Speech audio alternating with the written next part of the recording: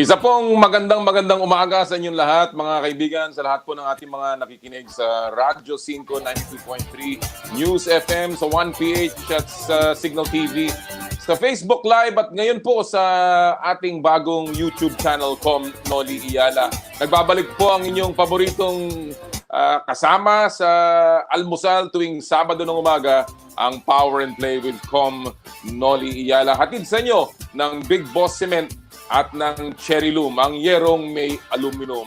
Ulit po, isang mapagpalayang umaga dahil talaga namang ito pong araw na ito ay ika nga medyo maraming mangyayari. Hindi lamang po tayo pinag-adya ng Panginoon dahil medyo inilihis ng konti si Ambo kahapon at hindi po masyadong tinamaan ang Kalakhang, Maynila. Tayo po ay nagpapasalamat at na ating ika nga hindi po maraming kababayan natin ang tinamaan ng bagyong Ambo. Ngayon din po araw na to pasimula na po ng tinatawag na Modified Enhanced Community Quarantine sa NCR, sa Cebu City, and of course sa lalawigan ng Laguna. Naku, doon sa amin. Kaya may mga bagong mga patakaran, may mga bagong industriyang nagbubukas. Of course, hindi pa ganun pong itinaas na mga restrictions, pero meron na pong mga industriya, serbisyo at mga sektor na pwede nang pumasok kahit po ay 50% lamang ng workforce. So, of course, yung ibang lugar po sa atin, dito sa ating bansa, ay nasa general community quarantine na. So, marami po dyan, pwede nang bumalik sa trabaho. Pero ito po ang ating paalala lagi. Sana po patuloy na mag-iingat tayong lahat. Alam nyo, sinasabi nga nila, hanggang wala pa daw po yung mismong vaccine at yung lunas dito sa COVID-19, dapat pa rin po tayo maging very vigilant at patuloy ang ating pag-iingat, ang ating paghuhugas ng kamay, ang pag-aalkohol, of course, ang pagsuot ng face mask pag lumabas, at ang ating tinatawag na social o physical distancing. Tandaan nyo po yan. Kung saan man kayo pumunta, ayusin po natin ang ating mga patakaran dahil hindi pa po tayo tuluyang nakakalusot dyan sa kay coronavirus. Pero ngayong araw pong ito, nako, dito rin po sa ating palatuntunan, marami pong mangyayari. We have so many things in store for you today. Again, while nailagay na po tayo sa MECQ dito sa NCR, marami pong bagay na sabi ko nga kanina pwede nang payagan, pero marami din pong bagay na hindi pa rin pwede. At isa po dyan, of course, ang patuloy na restrictions on sports-related mass gatherings. Kaya po patuloy na pinag-aaralan ng ating mga leaders ng sports kung paano po muling sisimulan ang mga liga at mga laro dito sa ating bayan. At mamaya po makakausap natin para po lalo tayong mabigyan ng paliwanag ang mga pinuno ng basketball sa ating bansa.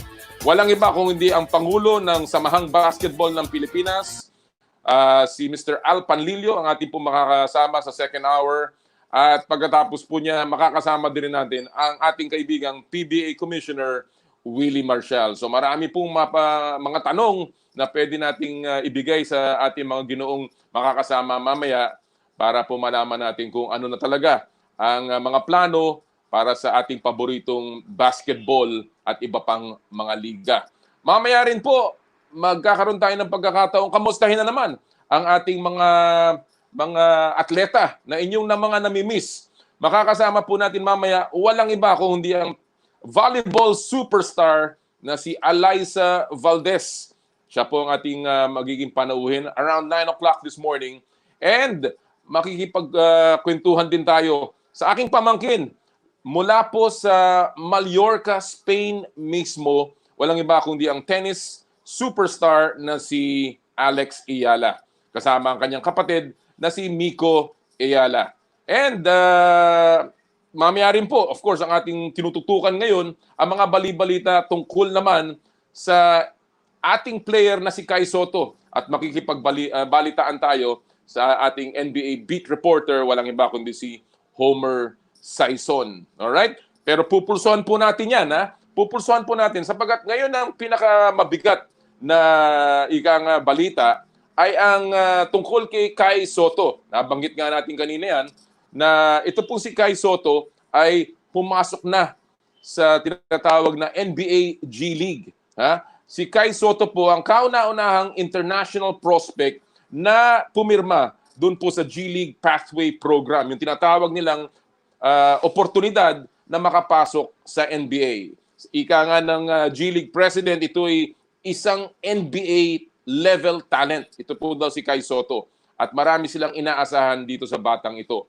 Pero of course, may mga haka-haka pa rin. Meron pa rin nagtatanong kung talaga bang tama ang kanyang tinahak na landas. Yan pong pagpasok sa NBA G League. Dahil nakita naman natin sa karanasan ng ibang mga Pinoy, local Pinoy, na nagpunta dyan sa NBA G League or at least nung naglaro. Katulad ni Japet Aguilar at ni Ray Parks na tila hindi naman natuloy ang kanilang pangarap na makapasok sa NBA. Naunsame. But of course, Kai Sotto is no ordinary athlete. He is 7'2", the tallest Filipino to ever apply in the NBA G League. At siya po ay skilled at his very young age.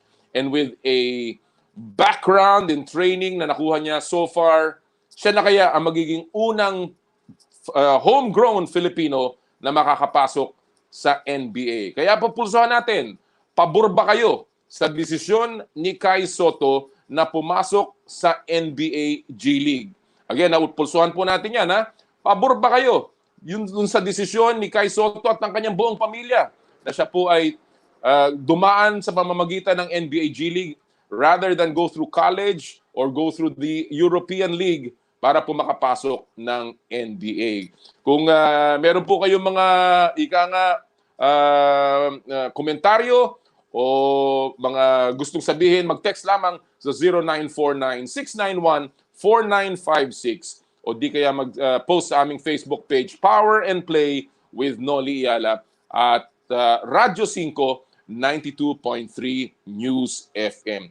Again, gusto ko pong paalalahanan kayo mga kaibigan, tayo po'y napapanood sa Radyo 5, 92.3 News FM. Napapanood po tayo sa 1PH over Signal TV, sa Facebook Live at ngayon po sa aming bagong YouTube channel, Noli Eala. Alright, sabi ko kanina, magkakamustahan tayo.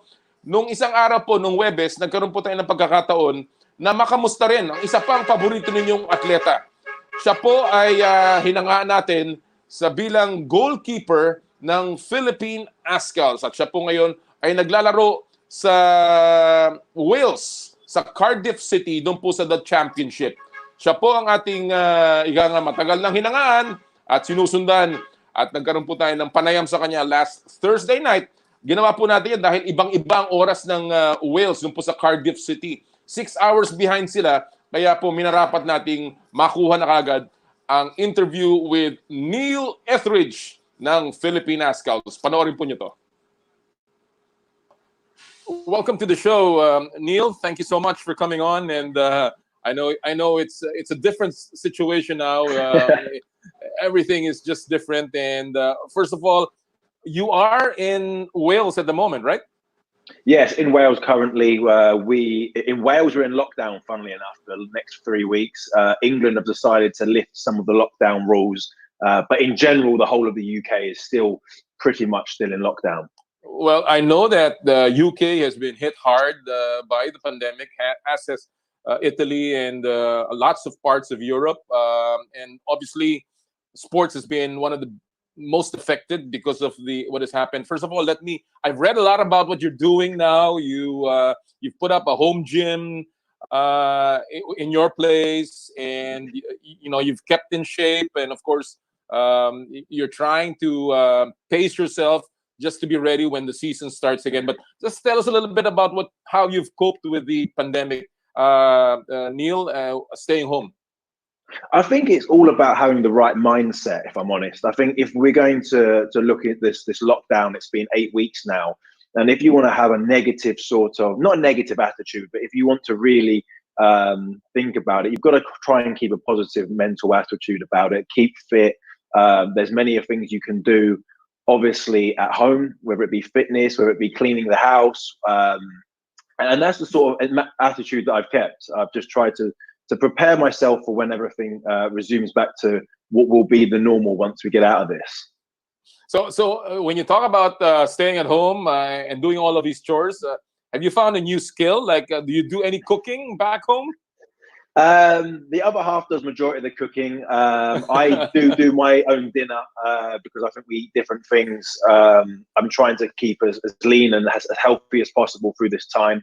If I'm honest, like you mentioned, I've got a gym in my house now, which has been a massive help. To be honest, I've been able to work out for hours on end throughout the day. And like I said, it's just getting prepared for an athlete. You need to be prepared because at the moment we don't 100% know when we'll be called back into action. Well, mentally, it's also been written that you've tried to stay off many of these social media posts, many of the news that's coming out, because you've said that you don't want to be you don't want to get all of these negative news coming out. How have you stayed sharp mentally, Neil, and getting ready for whenever the season may come up? I think, like you said, I think I haven't really been looking at the news too much. I've obviously been keeping in contact with certain individuals and finding out maybe 2-3 days at a time. I've always said that if there's something that I really need to know, it will come up on a Twitter feed, it will come up on an Instagram feed, and I'll know anyway. At the moment, there's a lot of negativity surrounding not negativity, but there's a lot of news in the media, obviously, and it's not all vital for us to know. And it's all at the moment speculation. So for me, I've tried to keep an open mind of things, and I've really just tried to work out better certain things that I haven't been good at in regards to fitness and strength. And also it's been nice for me to stay at home and walk the dogs and enjoy, just time here at home. Well, obviously now they're talking about restarting the season now that some restrictions are being eased. We know that the Premier League has looked at a first phase of team training, for instance, where there will be no tackling, where the pitches will be disinfected, and only groups of 5 will be allowed to play. Maybe even, I understand by the will be allowed, and twice a week testing. All of these new protocols that are being put up, Neil, are you comfortable with what's going on, how they're preparing, and do you feel like it's no concern of yours to get back there and train with the team again? I think there's always going to be questions, and there's always going to be concerns for players and anyone involved going back into an environment like that. What I would say is that the governing bodies, whether it be the Premier League or the EFL, the Championship, will not allow any team to go back, any personnel to go back into an environment which is not safe. Obviously, at the moment, we don't know 100% what is safe and what is not, and I think that's why it's been delayed time after time. For example, we went to actually go back in next week. I think a lot of Championship teams were planning to go back in next week, and there was an official statement put out yesterday that the EFL have basically said to us that not to go back until the 25th because there are still some things that need to be ironed out before we go back, basically. So they are taking into consideration us as players. What kind of factors do you think would be indicative of some sort of comfort for players to come in? Would testing, for instance, be a factor that you players would consider for you to safely go back to the pitch? I think it's a tough question, and I think it's an individual question that every player within all leagues who are asked to go back need to look at themselves. I'm living here with my fiance, and it's just us two. Whereas I know that other players are living with family, other family members, newborns, other halves that are pregnant. So it's a very difficult question to ask and to answer generally, because every player is obviously got their own sort of problems or concerns regarding their current situation. But like I said, I think the leagues and the people and the governing bodies will only allow players to go back if it's safe to do so. Let's go to. I want to talk about your current team. You are with the Cardiff City. You're playing at the championship. Unfortunately, the team, wasn't able to enter the Premier League. But you have a terrific deal with the Cardiff City team, and obviously you're one of the mainstays there now. Describe to me. It's been a long career for Neil Etheridge, but describe to me and to everyone who's listening the kind of motivation that you still have in pushing yourself towards working on your career and working on your game. Yeah, of course. I mean, I've been at the Cardiff now for 2.5 years. My first season was very successful, being promoted into the Premier League, and the second season playing in the Premier League every game was a massive success from where I've been and throughout my career. Obviously, this season with this pandemic, it's been a stop-start season, and even at the start of the season, for me personally, I was injured. But moving forward, I obviously want to continue playing football and not lose the values that I've had for a long period of time, and that's obviously helping the team that I'm with, helping the national team, and moving forward and helping football over in the Philippines. You are the first Filipino to ever play in the English Premier League, the first Southeast Asian player to ever play there, and clearly it's a big honor for the country. But when you look at your career and you see these achievements, including what you've done for the national team with the Azkals, how do you rank all of these, and what do you think has defined your career as a soccer player? There's many of things. I mean, I've had ups and downs throughout my career, and I think for me, on a personal note, I'm extremely happy of what I've been able to achieve. I think there's a lot more for me to give. That both be on an international stage with the Azkals, with the Philippine national team, at club level, and personally as well. I think my career, I hope, will move forward once again once this pandemic ends. But I just want to keep the same values that I've always held for myself, and that's to keep working hard and help people around me and push everyone forward and in the right direction to help football wherever I'm involved. You talk about football. Obviously, football has picked up ever since the Azkals became such a big hit here in the Philippines, maybe about 10-15 years ago. And, football has really picked up. But clearly, football still needs a lot of boost. Now, you've experienced what it is locally. You see the fans very supportive of the game. But there's still something that seems to be holding it back. What do you think ails Philippine football, Neil? I think there are many factors that are there to be spoken about. I think it's coming from grassroots football in the Philippines. I think it's the younger generation. I think if the national team can create even more success, I think that will give a better awareness of the sport over there in the Philippines.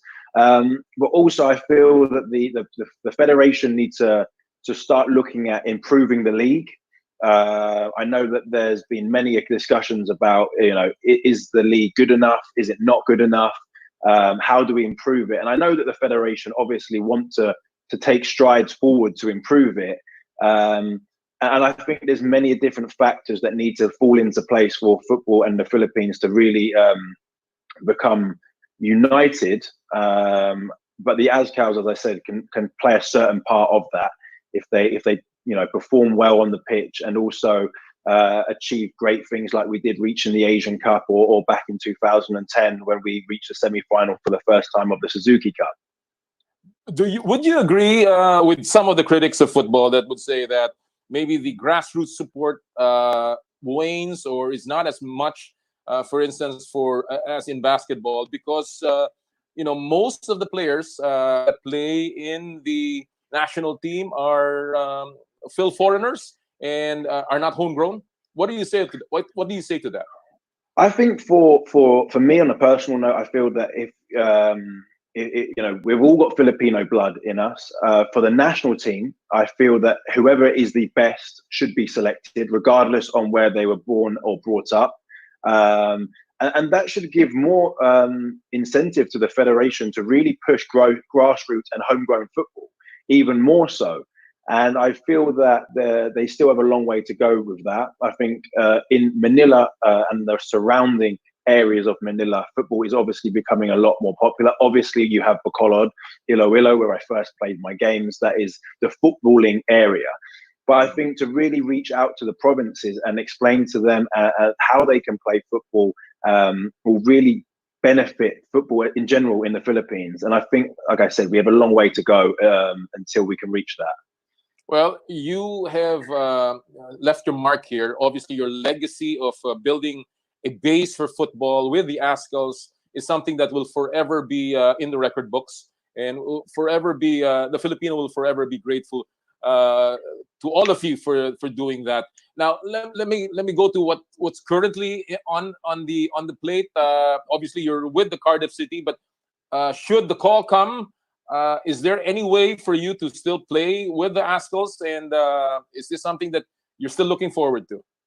Yeah, I was planning to play with them in the March international dates, which was early March, and then obviously June, where we had what would have been the final games of the World Cup qualifiers.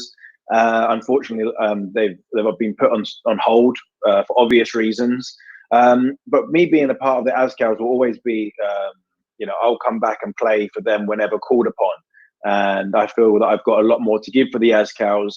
And we're in a nice position in our group. Obviously, we had a nice result against China not too long ago. We have to play them away as well. So it's for me, it's all about promoting football from here and making movements like I have previously in previous years. And like I said, I hope I can do that. Well, we certainly hope you can, and we're looking forward to seeing Neil Etheridge again wearing the Philippine national colors. Neil, parting shot. Maybe you have a few words for your many fans here back home. No, I just want to say I hope that everyone's safe and healthy, and I think that's the main thing right now. I think around the world it's a global pandemic at the moment, and everyone is struggling. And I understand and feel people's pain, but we hope that everything will go back to normal, hopefully sooner rather than later.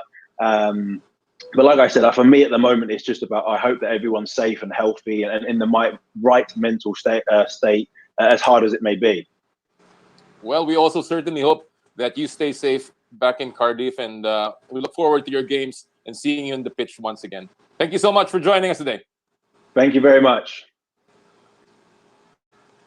Yan po mga kaibigan, si Neil Etheridge, ang dating goalkeeper or the goalkeeper ng Philippine Azkals. Ngayon siya ay naglalaro para sa Cardiff City. Alam nyo, if there's one sport that will start early, it will be football. In fact, ngayong araw na to, magsisimula na yung Bundesliga doon po sa Germany. And there is a planned home and away game na gagawin nila doon, again with so many protocols. Sabi nga ni Neil Etheridge, even the English Premier League will begin probably on May 25.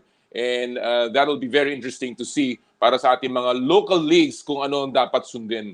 No? Talking about leagues, well, isang veteranong sumusunod naman sa isa sa pinakamalaking liga sa buong mundo, yung NBA po, ay makakasama natin muli. Walang iba kung hindi ang ating paborito at ang ating resident NBA beat reporter, si Homer Sayson, live from Chicago.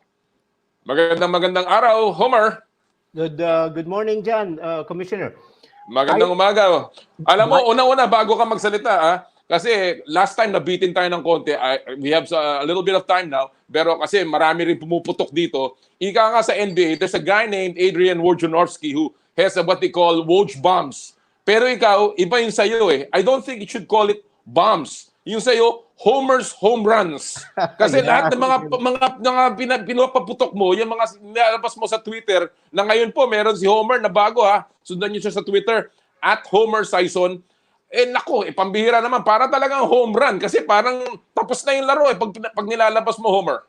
Commissioner, for the sake of everybody's information, bago ako sa Twitter.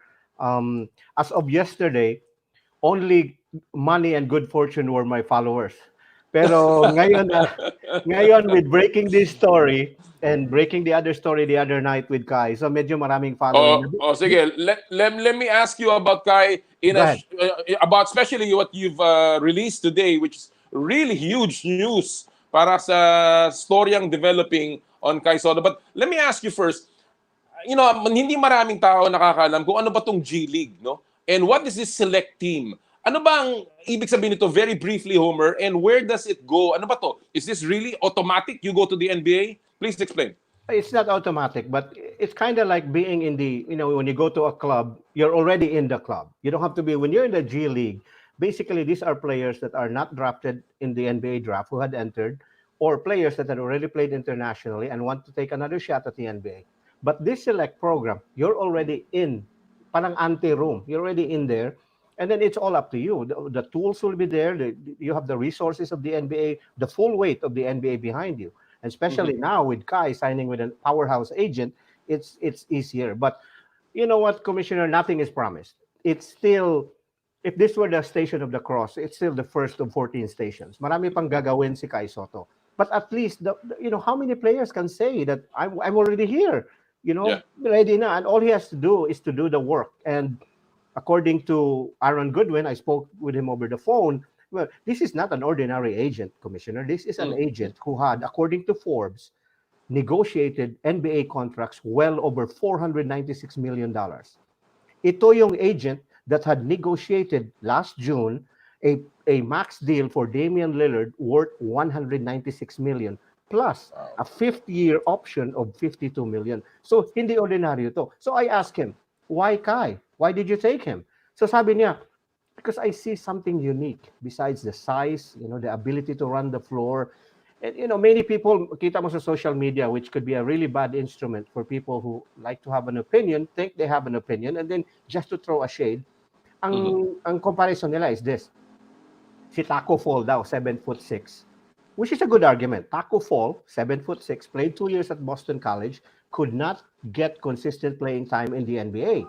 So, ang sagot ko naman dyan, Commissioner, is that unlike Kai Sotto, Taco Fall is as slow as the second coming of Christ. Napakahina ni Taco Fall. You have Kai Sotto, sabi nga ni Goodwin, there is a lot of room for improvement. Those things can be learned, could be improved upon, yung speed niya. So only good things can happen from this, Commissioner.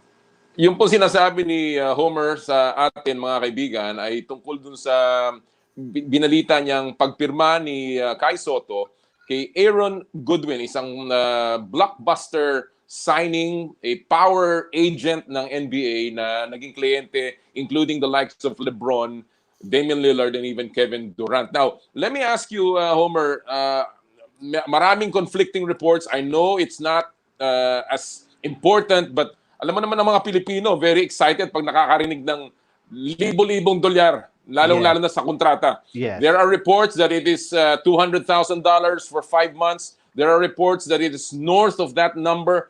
Ano ba ang nababalitaan mo? What is the real score? Well, Kai's representation told me yesterday, and I put a story on it too. It's well over $200,000, and it is what they call substantial.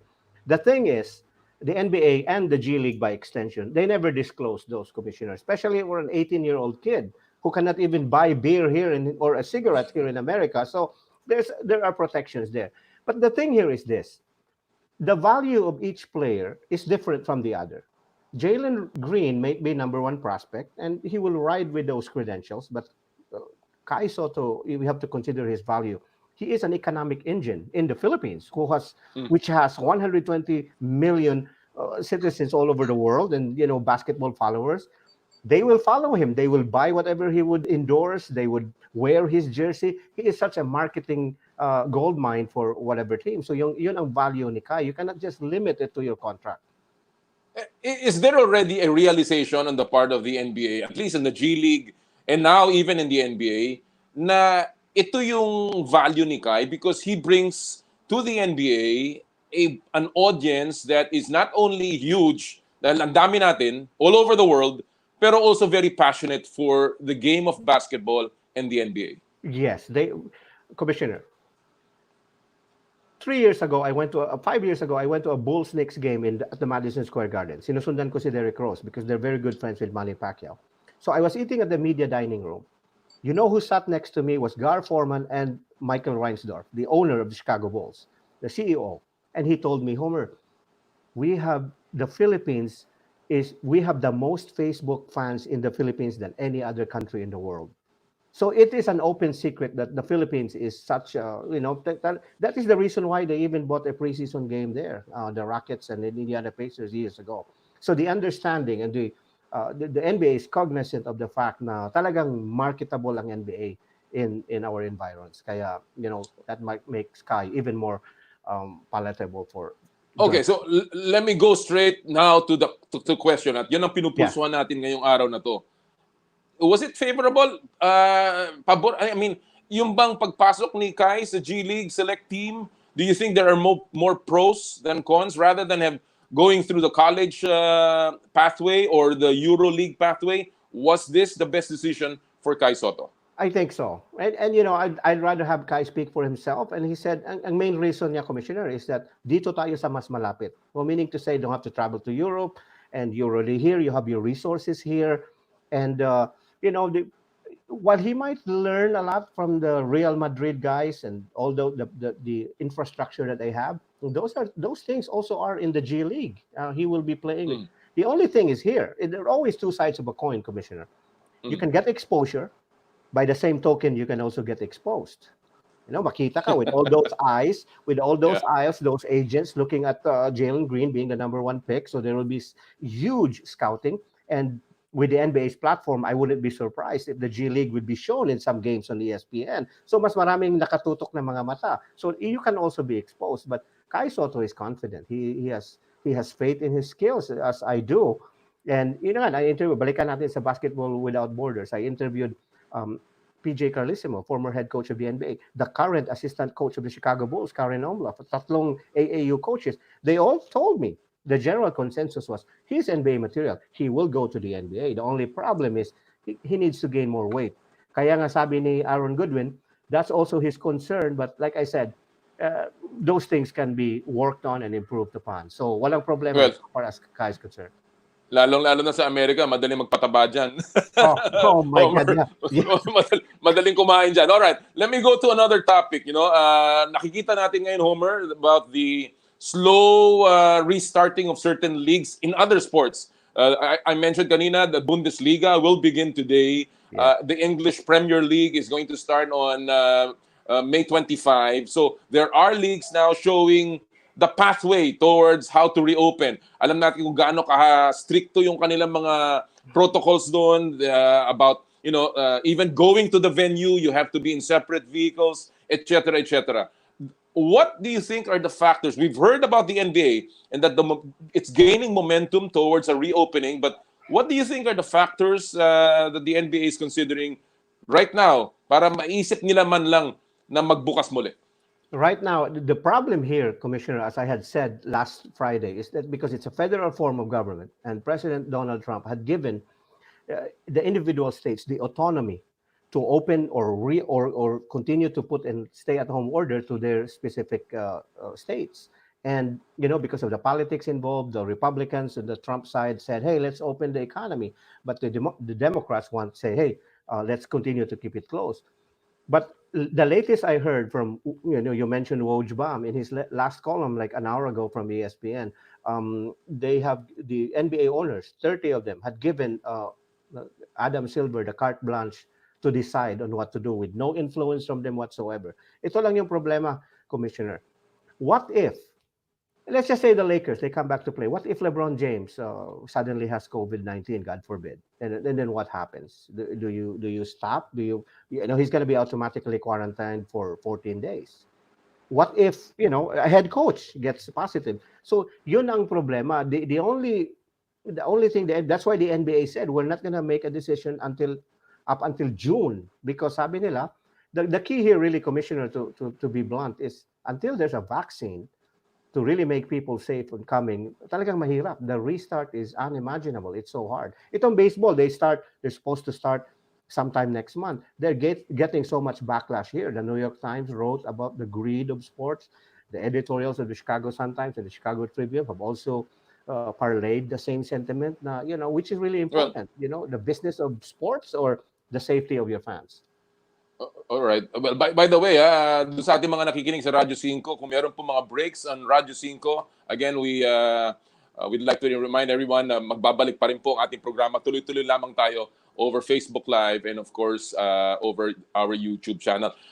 Going back to your train of thought, Homer, nabanggit na nga ni Commissioner Adam Silver, and I quote, he said that if a positive test would shut us down, we probably shouldn't go down that pathway. So clearly, he's looking at that as one of the deterrents because nga wala pang vaccine that will happen. But there's also news that the NBA teams have withheld more than $30 million from player paychecks so far.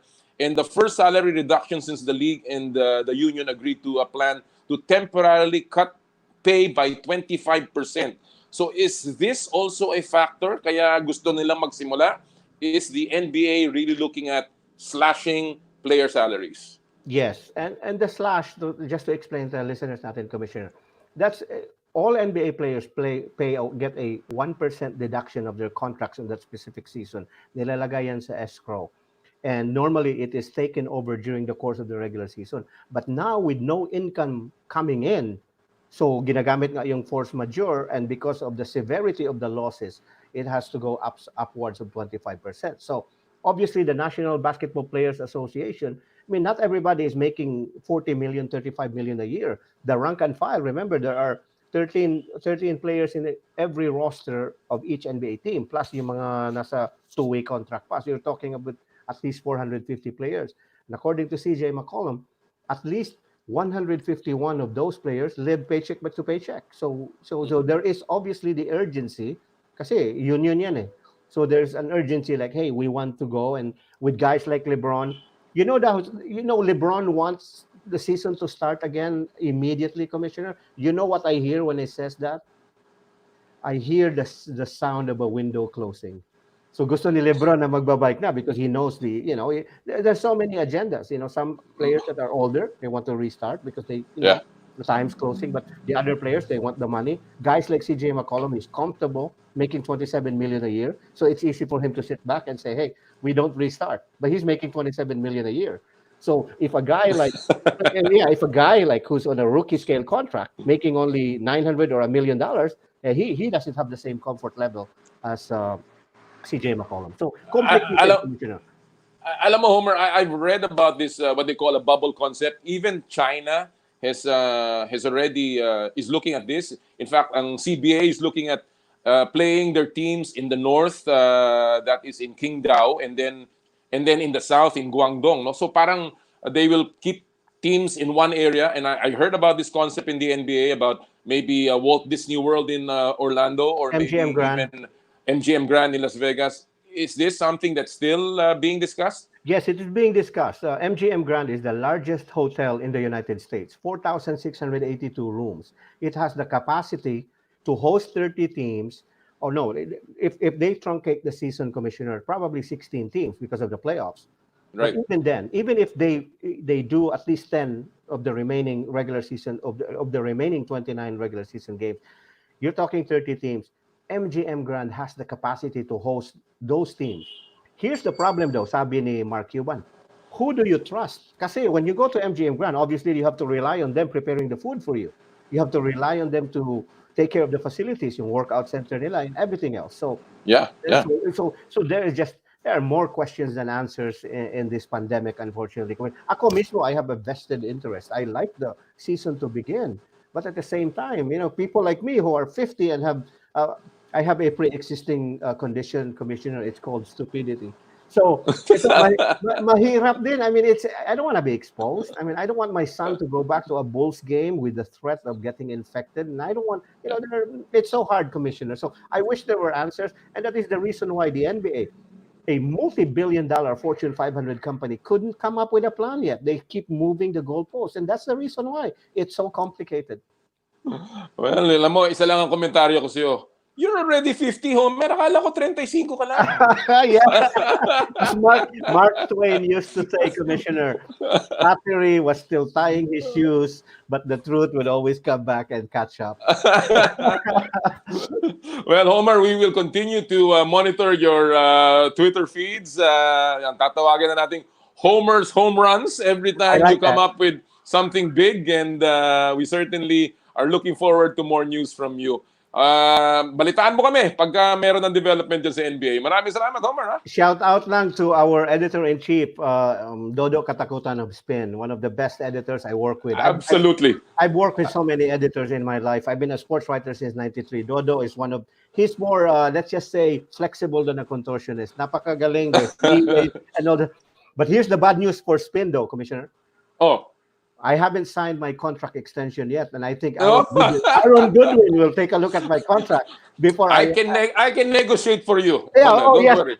I forgot, Commissioner. Ab initio, from the very beginning, I forgot. No, but I love Dodo. He's one of the best people in sports journalism. Very, All right, Homer. very underrated. So underappreciated and underrated. Commissioner, Right. as always, it's a pleasure. Commissioner, don't forget to follow me on Twitter at Homer Sayson.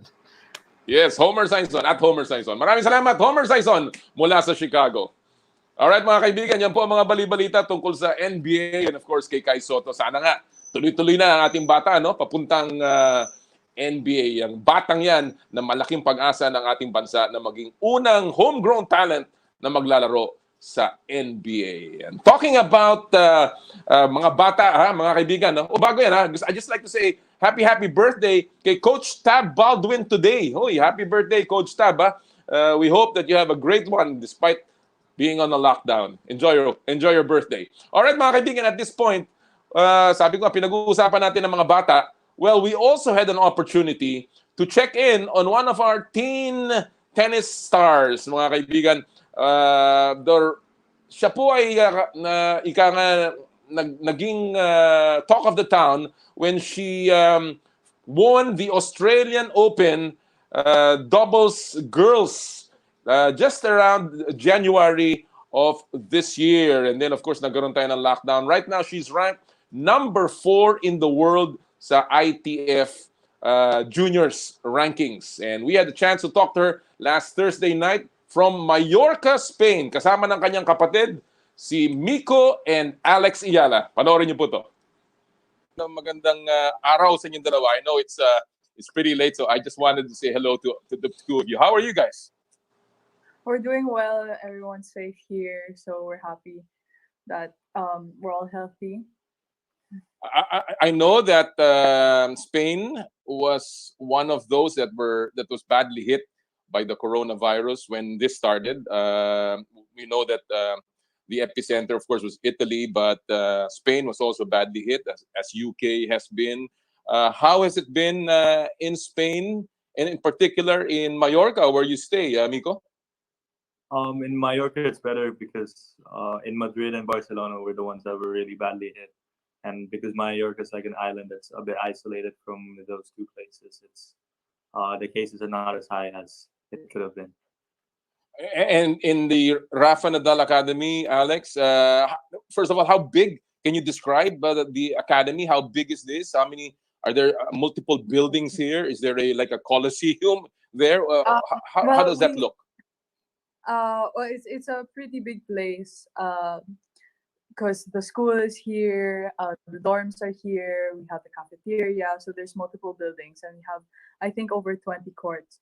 So it's really a big place. And ever since the corona pandemic started, they started to shut down a lot of the public places, and they started giving a lot of rules like social distancing and things like that. Yeah, I was going to ask you that. Anong klaseng mga protocol ang meron dyan, Miko? Now that there are these social distancing rules, is physical distancing, the hand washing. But aside from that, what are you allowed to do, and what are you not allowed to do? So recently, the government allowed us to play tennis since Monday. So we've been playing tennis since Monday, and we've been doing fitness, but we can only do physical exercise outside. So the gym is locked, and we can only work outside. And in the cafeteria, when we get food, we have to wear gloves and this overall cleanliness. So in other words, let me get this clear. So you are now allowed to play tennis. So that means Yeah. you're back to training. Does that mean that you can actually, play against one another, or is this just just you hitting balls? How does that go, Alex? Oh yes, we can play against each other. We're supposed to play a set later, actually. Um, yeah, but it's like normal training now. Of course, there are a few rules with the coaches and the players with Mhm. restrictions, Okay. but we still get the same practice and the same work that we're still very tired by the end of it. So are you guys staying in the same building, or are these separate buildings for boys and girls? Miko. Well, oh, It's the same building, but there's just like different sections that are locked off to Oh, okay. boys and girls. But do you train together? Do you get to see each other when you train? Yeah. yeah. 'cause- Every once in a while we mix groups and I hit with him sometimes.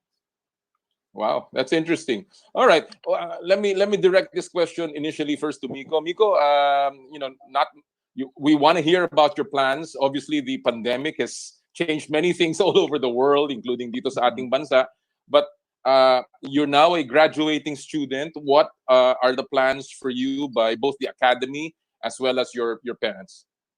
So the plan is to go to university in the U.S. I've committed to Penn State University in Pennsylvania, and Wow, yeah, thank you. congratulations! I'm Yes. supposed to go in September, but with the corona, we're just playing everything by ear, and we don't know how it's gonna work out yet. Wow. Well, that's very interesting. And you will be playing for Penn State. Yes, I will playing on the Wow. tennis team. Wow, that's going to be something to look forward to. Now, Alex, the last time I saw you, the two of you, you had just come back from winning the Australian Open Juniors doubles girls. Obviously, there were big plans for you this year, and a lot of that has been canceled. First of all, how many tournaments were you planning supposedly sana for this year, Alex?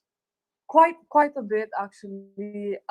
Now I this year I think was really big for me because I was supposed to join a few professional tournaments, but obviously that's been on hold. And we haven't really planned out the whole year yet, but I think the plan we had so far until maybe Wimbledon was pretty solid and things. Yeah, But and when go ahead. mhm.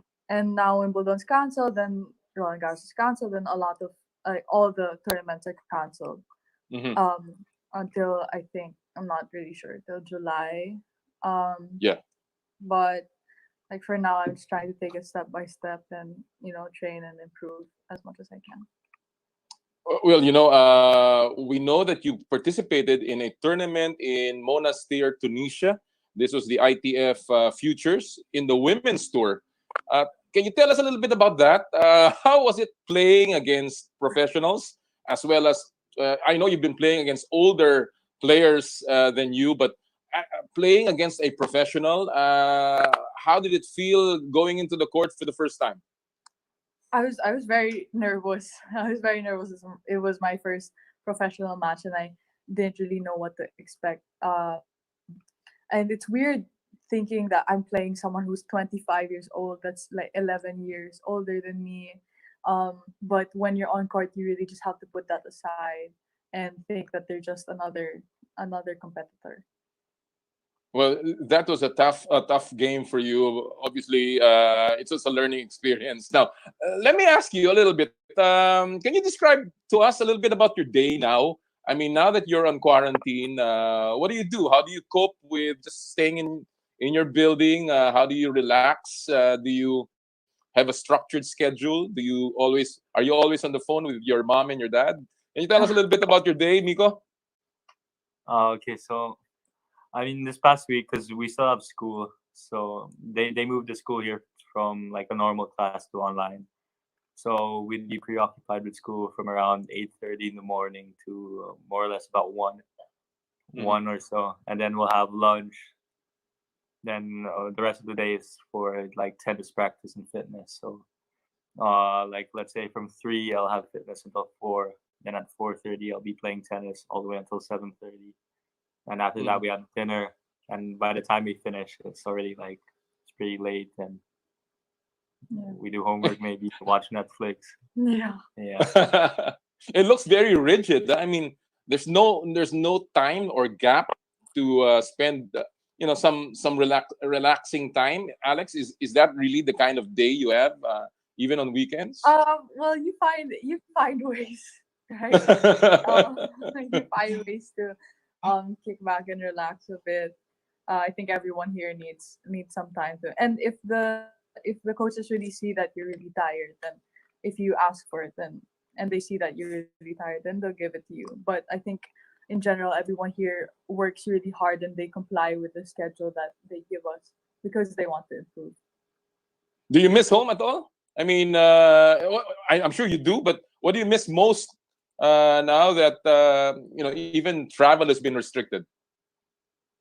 The thing I miss most about home, obviously, is my family.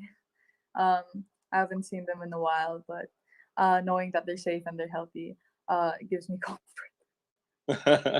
Do you guys have you learned Spanish, Nico? I've Habla español? But my Spanish can still be a lot better.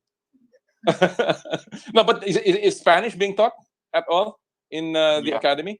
That's good. The school teaches Spanish. And do you see Rafa Nadal? I mean, I'm sure a lot of people in the Philippines are wondering if you guys ever really see Rafa Nadal in the academy, and do you have even special sessions where he is actually the one teaching?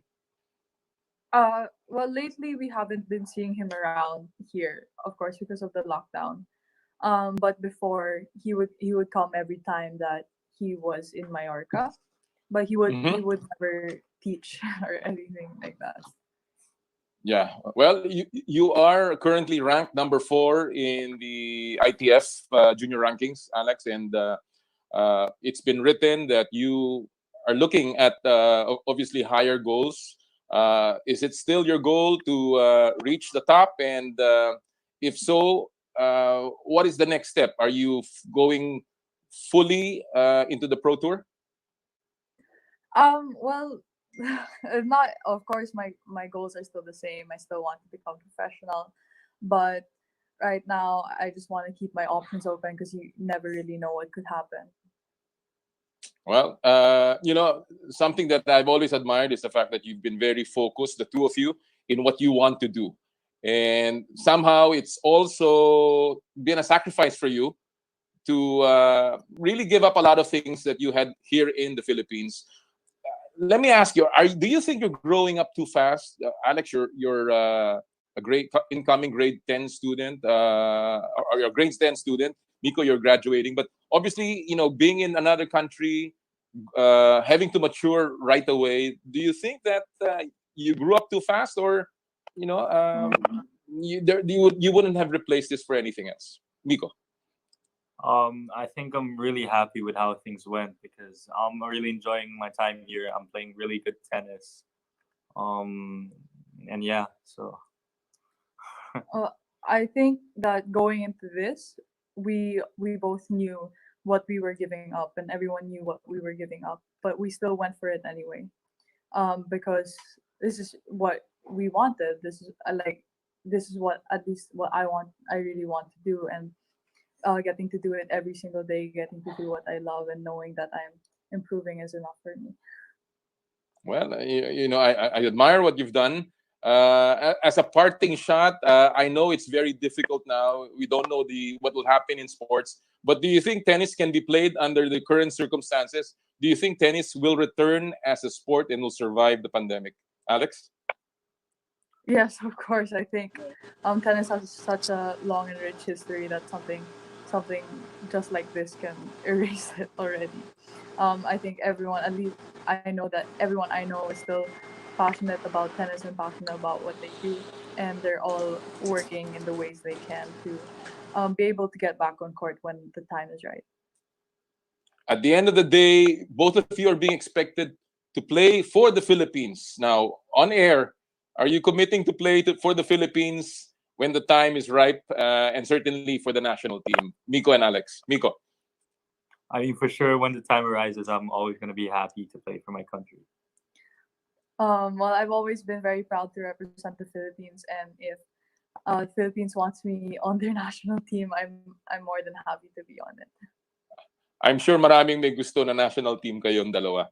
Thank you so much for joining us today. Thank you for keeping us company. You stay safe, and we will see you soon. All right? You too. Thank you. Thank Stay you. safe.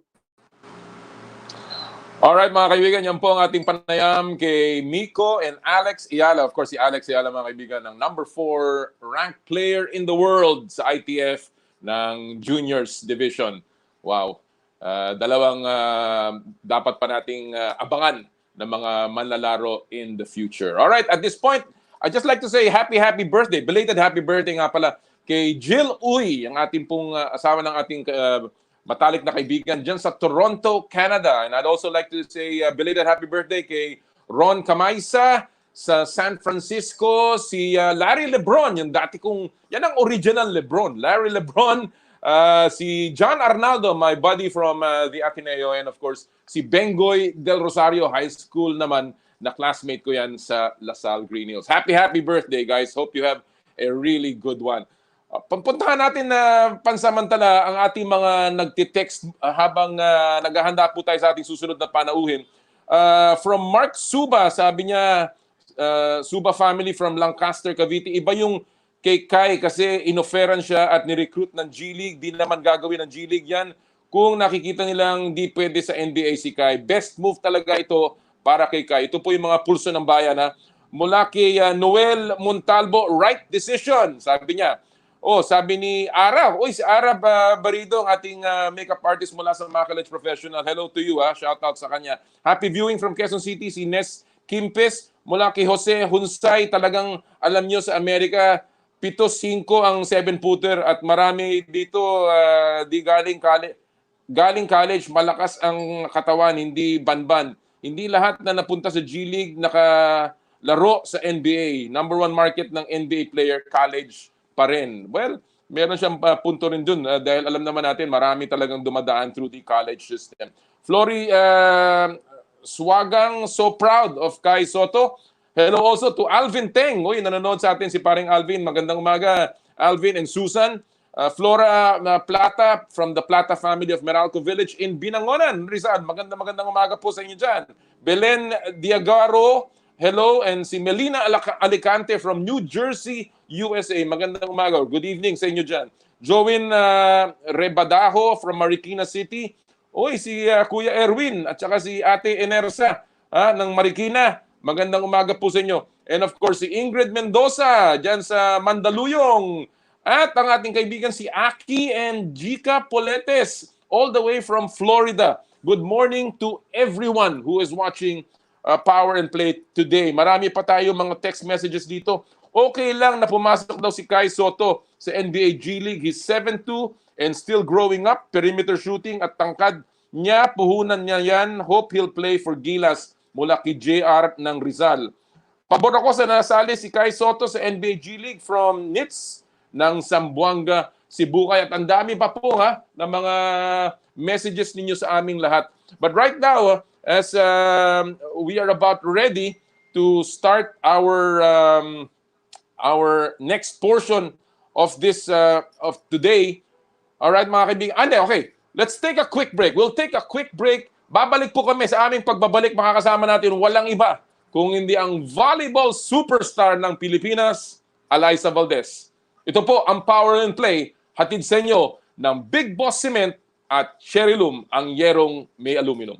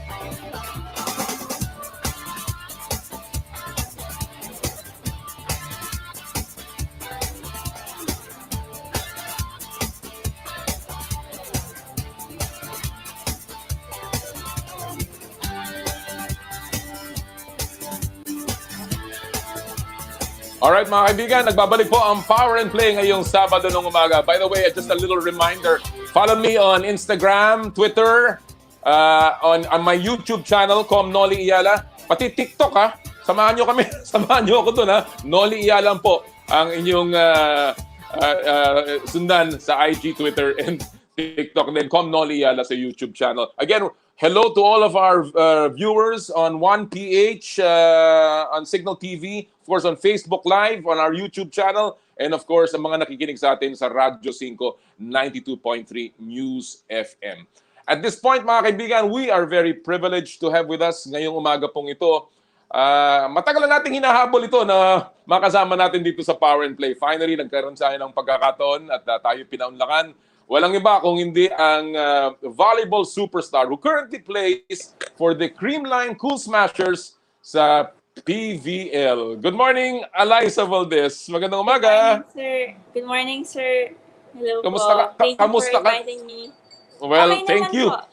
Thank you for joining us. Talagang alam ko na mga panahon na to, hindi ka lang, although hindi kayo naglalaro, you're still very busy and I know that you're doing a lot during this pandemic. Pero bago yan, tanungin ko muna ikaw, how are you coping with the quarantine? Ikaw ba kahit papaano, you're still getting your exercise and getting in shape? Well, of course po, I think that's one thing that keeping me sane then, working out every day. But siguro this is the longest din na walang volleyball or walang kahit anong sport na ako na ginawa po. So, it's very new to me po talaga. Kahit papaano nakakapahinga ang katawan. Kasi sinabi rin sa amin, last week we had the Ravenna family and sinabi rin ni Mosey na at least yung mga anak niya finally, after so many years, since they were in grade school, nakapahinga yung katawan. I suppose ganyan din ang sitwasyon mo, Alyssa, no? Oo nga po siguro since I was in high school or elementary, this is the longest talaga na nakapagpahinga rin yung katawan ko. But other than that, kasi siguro mga coaches po, siguro 2 days lang or 1 day yung binibigay na break. So siguro ang pinakamasaya po talaga ngayon yung katawan ko kasi nga bagong-bago to sa kanya. Oo nga, at least nakapahinga. But sabi ko nga kanina, alam ko, and I've been reading that kahit papano, you are still very involved during this time of the coronavirus, helping people in your own way. Maraming tao na nakakaalam yan, although hindi ka maingay, you're still helping out. But let me ask you, if there's anything that you've learned, and maybe 5 years from now, pag binalikan natin itong panahon natin ng pandemic, ano ang mga natutunan mo, Alyssa, about yourself and about the people around you na dumaan dito sa ating coronavirus? Well, first siguro na natutunan ko, there are a lot of people pa rin na would really willing to help our siguro our mga kababayan, our country din na parang maliit man o malaki, hindi rin naman po talaga nagmamatter yung mga tulong. And siguro natutunan ko rin po talaga ngayon is to really reconnect with mga taong, mga nakasama ko rin before kasi for the longest time, sabi nyo nga po, hindi rin ako masyadong, parang medyo busy din sa trabaho, sa training. So nawawalan tayo ng oras to reconnect with our family, with our friends, with the people na na-meet natin along the way who helped us to be here. So yun po yung na-realize ko. Okay, to give time also to spend kahit a little time to all those people. But honestly, natutunan ko rin po talaga na parang to have parang time for yourself kasi it's really important. But other than that, yun lang din. Yun lang. Well, talagang kailangan mo ng panahon para sa iyong sarili. I know you're not only, aside from playing, you're also a broadcaster. You also have a show that you do on another network, on television, and talagang ika nga wala ka ng panahon, no? And this is really a great time for you, and I hope na kahit papaano nakabawi na yung katawan mo. But Alyssa, let me ask you on the topic of sports, kasi ngayon alam natin MECQ na tayo, no? So medyo may mga pinapayagan na, pero ang sports hanggang ngayon hindi pa rin pwede. There are a few things that we can do. Pwede tayong mag-jogging, pwede mag-biking na ngayon sa labas, pero hindi pa rin pwede magsama-sama. So at this point, nasa limbo pa rin ang industriya ng sports. Sa tingin mo ba, sports should stop or should sports restart but with so many protocols para sa iyo? Well, in my personal opinion po, I want sports to start talaga. Kasi, I mean, that's our life also, other people's lives also. But at the end of the day, this coronavirus is really bigger than the sports na we have din. So, we want to be safe din at the end of the day for everyone din.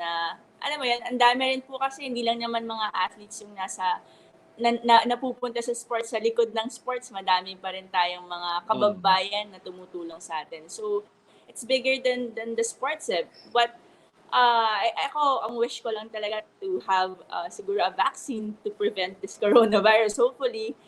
And ako rin naman po kasi I think the community, the sports community is bigger than also na hindi naman tayo masastop ng coronavirus. May following din tayo, may mga tao rin talagang naniniwala sa bawat sport. So, kahit anong mangyari, mag-start man tayo, maliit man tayo mag-start, may mga tao pa rin susuporta. Hopefully po sa bawat sport natin. Kanina napag-usapan namin ng iba nating panauhin dito yung possible pagsisimula ng football, for instance, sa Europe. Ang NBA naghahanap din na rin ng paano sila makakasimula. Ganon din dito sa local leagues ng PBA. Alam natin yan sa volleyball as well. As an athlete, Alyssa, anong makakapagbigay sa iyo ng comfort or assurance na ito siguro, pag ito nagawa ito, pwede na rin akong bumalik? Kasi alam ko, siyempre, kayo rin naman, tinitingnan niyo yung sarili ninyong kalusugan. No? So, what are those factors do you think that will assure you na pwede na, magsimula uli ako? Nako, ang hirap po. I think one thing na makakapag, how do you say that, makakapagpakampante ng loob po ng bawat isa para bumalik, it's really the vaccine itself. And siguro kung ano mang solution yung pwede nating mapalesen yung pagkalat nitong virus na to. But other than that, I think ako nakakapag feel at ease po sa akin talaga is makita talaga yung madaming nating kababayan na hindi na rin na-affect or may mga tulong din silang nakukuha kahit may corona, may ganito pong pandemic. Kasi syempre, ang hirap po talagang makita rin na nahihirapan yung ating mga kababayan. So, ako, hindi man tayo makabalik agad-agad, basta makita nating safe din at hindi masyado nahihirapan ang ating ibang mga kababayan. Ako po, I think Okay ito na yan. yung sport para sa atin ngayon. Alam natin ang volleyball is a non-contact sport dahil hindi naman Yes. kayo talagang nag-ano. So, clearly there are probably some protocols na pwedeng gawin ng mga liga ng volleyball para makapagpasimula. But one of those, and what's your opinion? Payag ka ba if you're allowed to play pero closed door? Is that something that okay lang sa'yo as an athlete na walang taong nanonood? Alam naman natin pag si Alyssa Valdez ang naglalaro, punong-puno yung Coliseum. So, under those circumstances, ang mga volleyball players ba okay lang sa closed-door games? Well, very willing to do that naman to be part of that. Kasi syempre, we're looking after all the fans. Syempre, medyo, sila po talaga yung magkakatabi pag nanonood. But, sabi nga po natin kanina, kung okay lang din po kung tayo lang din yung nasa loob ng court. Kaso madami rin po talaga. May mga referees, may mga taong iba pa pong tumutulong sa atin. But if malilesen din natin yung mga tao or contact or personal contact natin sa mga ibang tao, why not po, di ba? Kung may I think kasi sport is at the same time an entertainment to other people. So kailangan din po talaga din nating maibalik. Ayun din po yung personal opinion ko. Kasi po, syempre, isa din po ito sa mga kampante or keeping other people sane talaga yung mga sports. So, hopefully din po, may mga, but, syempre, gusto natin safe lahat. Yun lang po. At the end of the day, sana Absolutely. safe po lahat. Totoo yan. Kailangan bago tayo magsimula, talagang ligtas lahat and maayos ang ating mga protocols. Alright, Alyssa, I want to go back a little bit sa iyo, no? Sa personal mo. I know that you are from San Juan, Batangas. At least that's what we know. Ako kasi, I come from Candelaria, so it's only one town away mula sa San Juan. In fact, meron ng kalye. May kalye na dyan papuntang San Juan, diba? So, I know that area, magandang lugar. Ano ang mga naaalala mo sa kabataan mo growing up na naka-apekto sa naging factor din ngayon sa career mo as a volleyball player, Alyssa? Nako. Kasi po, I moved to Manila. Medyo bata pa ako, mga 11, 12 years old. So, yung naalala ko po, very minimal din siguro. Kasi, Pero kagaya nung pagtakbo-takbo sa beach, yan ba nakatulong sa'yo kaya ang lakas mo tumalon? honestly po, sorry, pero medyo malayo rin po kasi kami sa beach. Sa San Juan po, San Juan din po ako. Pero napakalaki po kasi ng San Juan. That's Pero right. every time I go home from Manila po kasi, every weekend po yun, hindi ko nakakalimutan na kahit Saturday, Sunday, higising talaga ako ng maaga, like 6 a.m. or before po ng 6 a.m. para tumakbo ata or mag-workout. Yun lang po ata ginagawa ko pag weekends pag umuwi ako. Kasi growing up, hindi rin po ako masyadong, siguro madaming naging kaibigan. Kasi nga, nagvo-volleyball. Di ko po alam kung bakit. But yun lang po yung naalala ko. And lagi lang po ako natutulog. Iiyak ako pag Sunday kasi babalik na ako ng Manila. Yun lang po, halos yun lang din yung nare-recall ko. Well, alam natin that you went to Manila to play for UST at Yes po. after that tuloy-tuloy na. But you know, who was your biggest influencer nung nagsisimula ka sa volleyball? I understand your brothers introduced you to the game, pero I'm sure na there was a particular coach that really started you sa paglalaro ng volleyball. Well, siguro yung mom ko rin po kasi siya yung naging coach ko nung elementary. But going to Manila, it was totally different when I entered UST. Formal training, sobrang, hindi ko po inakala na ganun pala yung volleyball. Akala ko it's fun. But you have to go through pala, I had to go through siguro hard trainings then, tiring na mga araw. Siguro I would say, biggest influence ko po talaga would be my coaches nung high school. I mean, they molded me talaga. Coach Kung Fu and Sir Francis Vicente. Kasi po initially talaga, Sir Nolly, maikwento ko lang po. Initially po talaga, hindi po talaga ako yung i-recruit ng UST. Si Kim Fajardo, if you know Kim Fajardo, I think everyone knows Kim Fajardo, the setter from Lasal din po. She's my teammate when I was in high school, UST po. So, siya talaga po yung nire-recruit nung pag-teammate po kasi kami ng elementary sa Stakaa. Sa Lucena yan, Sir Nolly. I know that. Dumating po yung coaches namin, si Coach Kung Fu and si Sir Francis Vicente. They offered Kim calling card. So si Kim lang yung tinawag.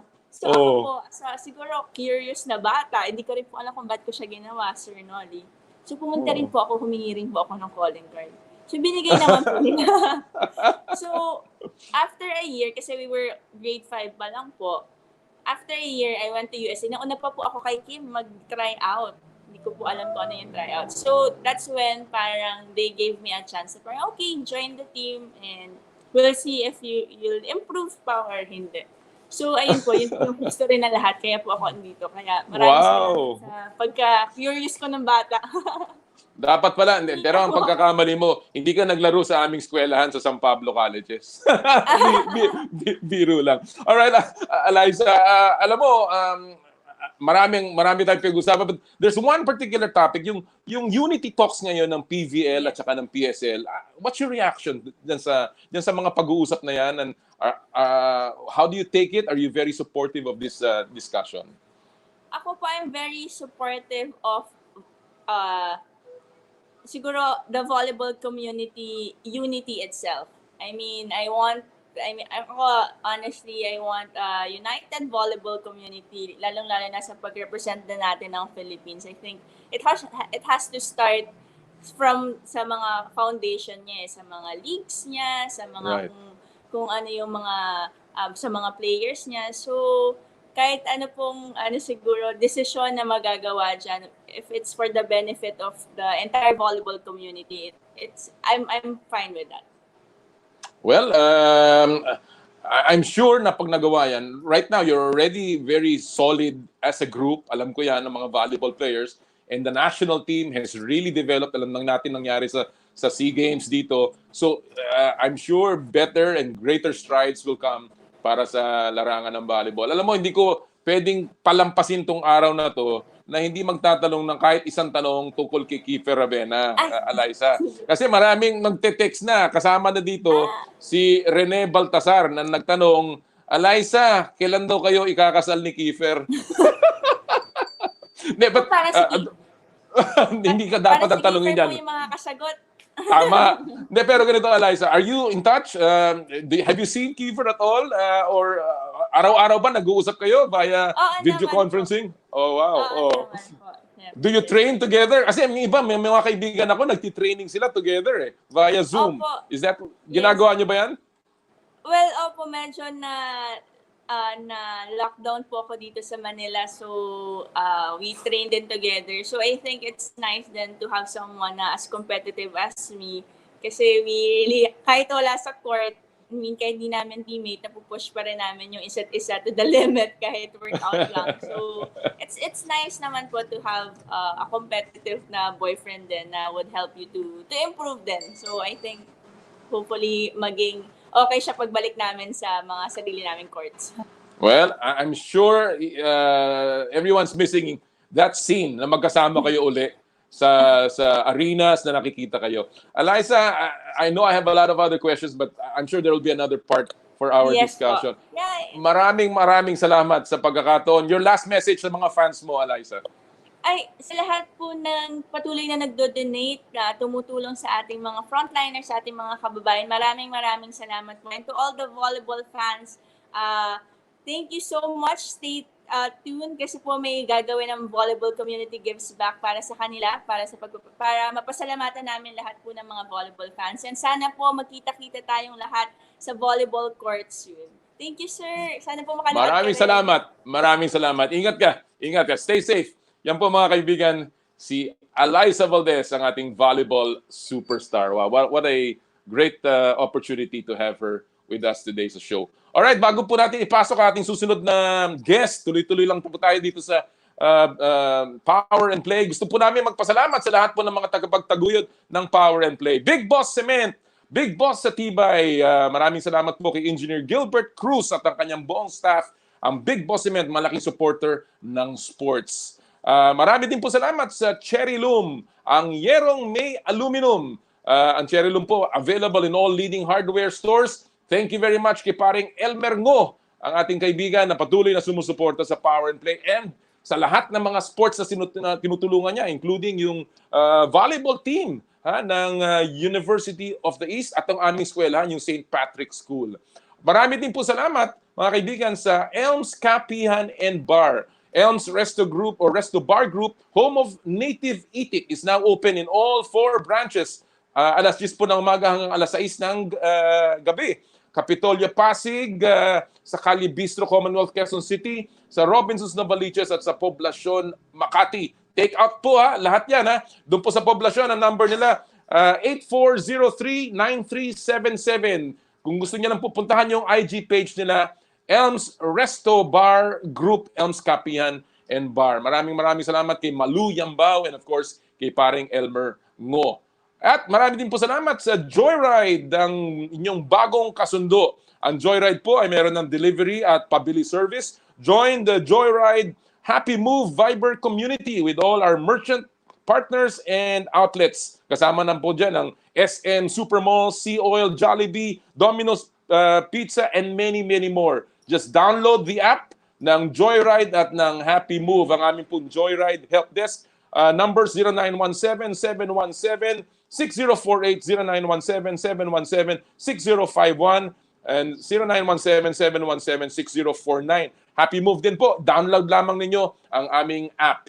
Marami din po salamat sa Makibalita Professional School of Makeup Artistry, ang ating official hair and makeup dito po sa Power and Play. We'd also like to thank Dr. G. Sarmiento and Dr. Richie Sarmiento ng Skin Clinic. Skin, ang face and body anti-aging center with shops at Wilson Street in San Juan, and of course in Alabang Town Center. Skin Supports Project Shield. Ito po yung non-profit group headed by like-minded individuals who really just want the medical and non-medical frontliners to be better prepared and equipped against the COVID-19. Halos mahigit 50,000 shields na ang nabigay po ng Skin dito sa various institutions and facilities. For online consultation, yan po ang kanilang number, 0917-890-1640. Maraming salamat po sa lahat ng tagapagtaguyod ng Power and Play. And at this point, mga kaibigan, talking about leagues and organizations that are about to begin,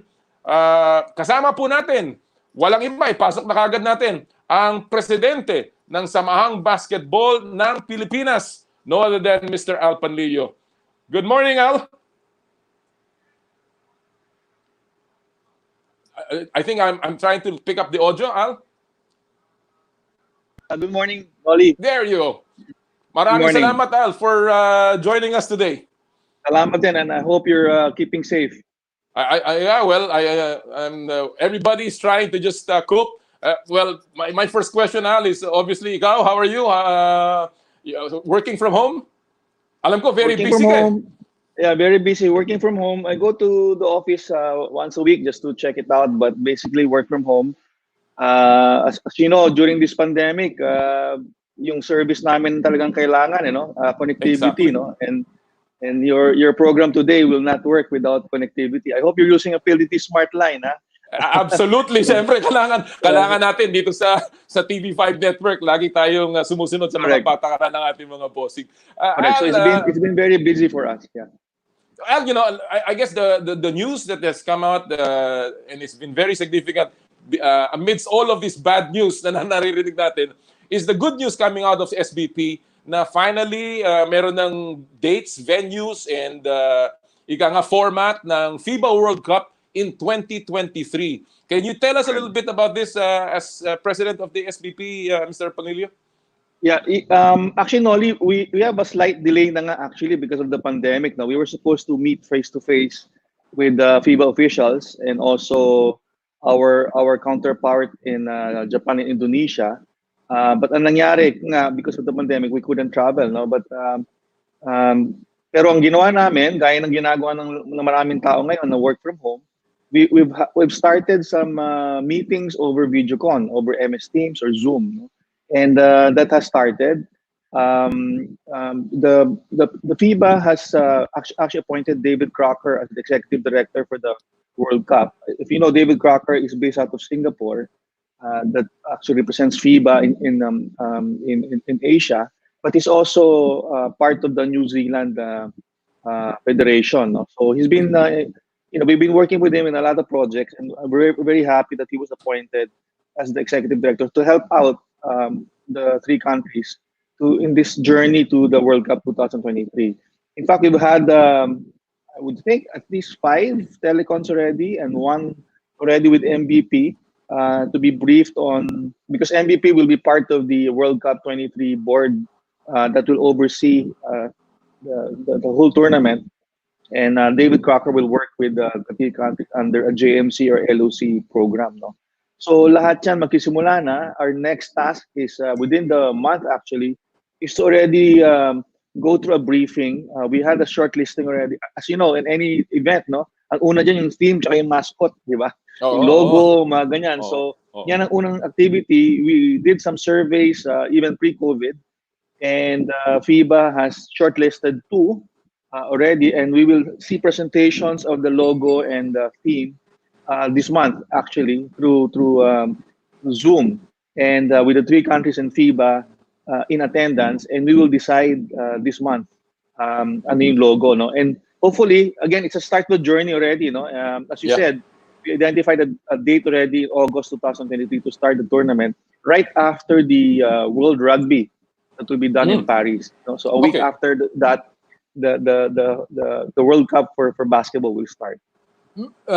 Meron na ba, Al, na I guess designated areas? Alam natin that it will be played in Japan as well as Indonesia, yung group phase. And of course, in Manila, in the Philippines. Yes, correct. Meron na ba tayong designated areas in Japan and Indonesia as well as in the Philippines kung saan lalaruin ang group phase? Well, yung sa Japan, it's being built now. Alam ko it's in Okinawa. Okay. A new stadium is being built.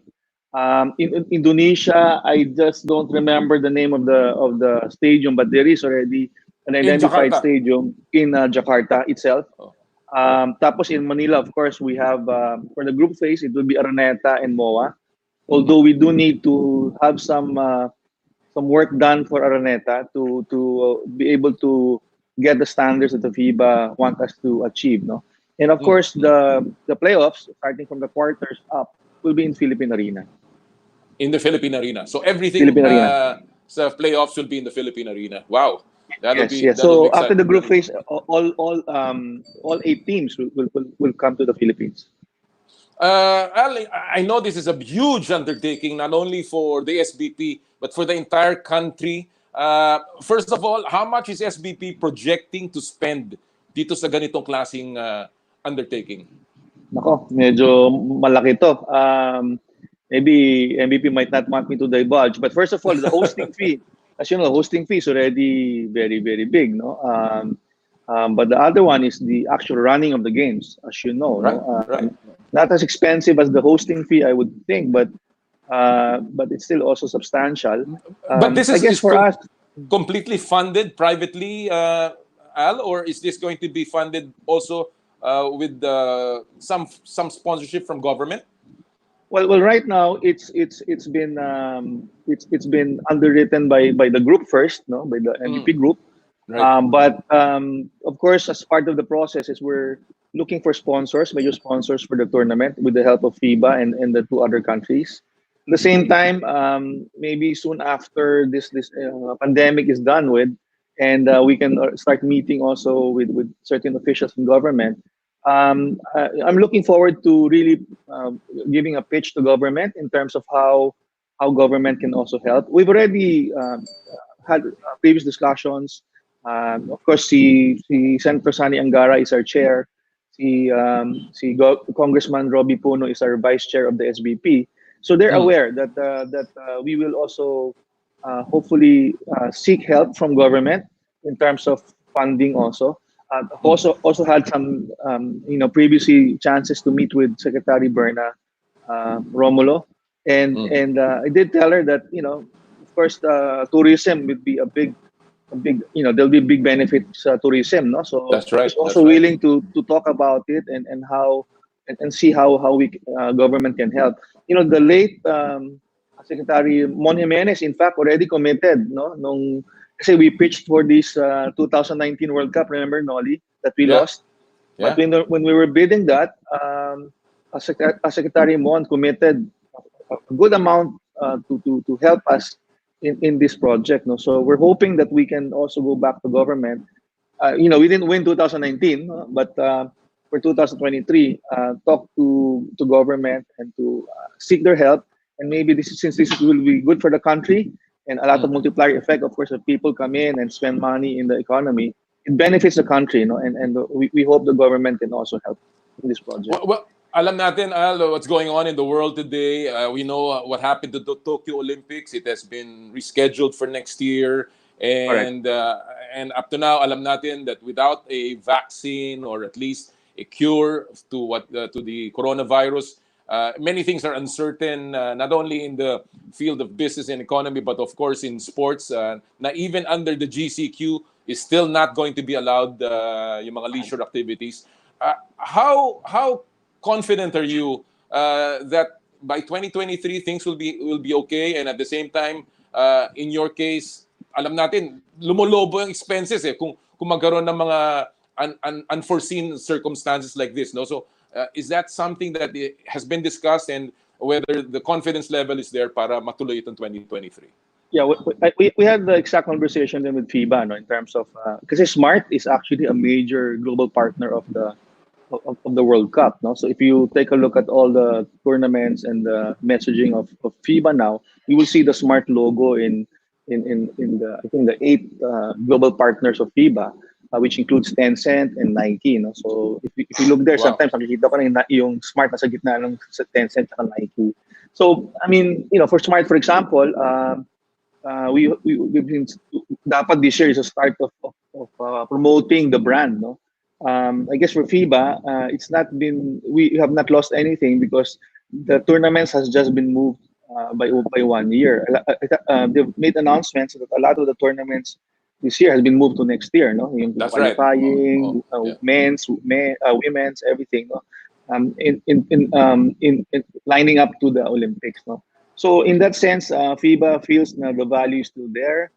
There's still some things that they're doing that we can still use the brand, no? But to your point, I think by 2023, I'm hoping, again, what I'm hearing and some of the feedback I'm getting from our hospital group, maybe the vaccine is not going to be there until maybe early next year, no? So hopefully naman by 2023, Noli, Maayos meron na. ng vaccine, so maayos na. That's still 2-3 years away. Oh. Not too far, but hopefully by that time maayos na yan. And ako nga, projection ko, that might be the first major tournament, basketball tournament of that scale that will happen.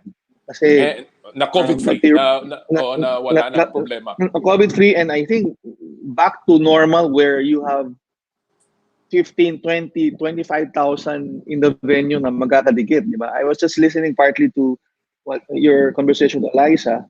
I think the watching without spectators is the phase in maybe, but that will happen for the next. Even the Olympics is a question, no? How will you watch the Olympics, or what do you expect in terms of the spectators in the Olympics? I think it's going to be very difficult, no? So people will still be. I mean, even today, no, even the latter part of this. I mean, third quarter maybe this year, people even allowed to go out will hesitate to do the normal things that they will do, no? So medyo pag-iisipan muna kung anong gagawin, no? Mag-iingat din ang tao. Alam mo, sana magdilang anghel ka nga, Sir Al, dahil talagang kailangan natin yung vaccine na yan. But, you know, going to that preparation towards the 2023, alam naman natin that Gilas is really now preparing. You've put together a team of collegiate players, and patuloy tayong nakikipagtulungan sa PBA. What is the latest on the selection of a coach?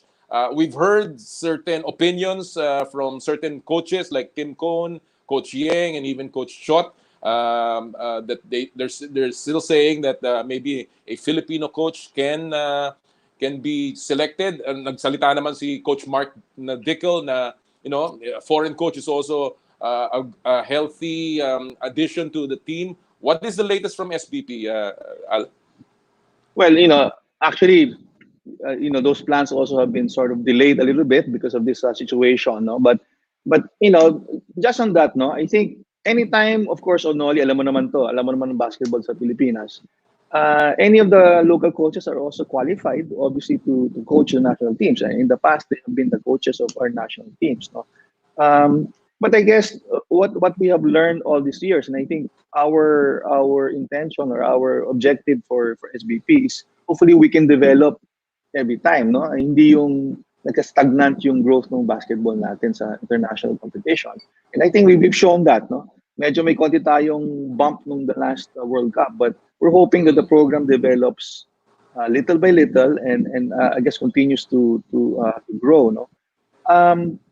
I think we have a lot of discussions in the past na with the kind of basketball we have, maybe what's best for us is to adopt maybe the European style of basketball. And if that's the case, my sense is who in the local scene, in the local coaches, would have that experience. No? Maybe some would have, but that's the reason why we're looking at somebody who knows European basketball and a person who really knows the system and how it's done internationally, that can help us bring us to that level. So that's been the thinking naman for us. You know, alam niyo naman that we've always relied on the PBA, and I'm very grateful to the PBA, especially the past couple of years, with the full support to the national team. No, I mean, not only you were there in the past, and how difficult the journey has been, no, for the national team.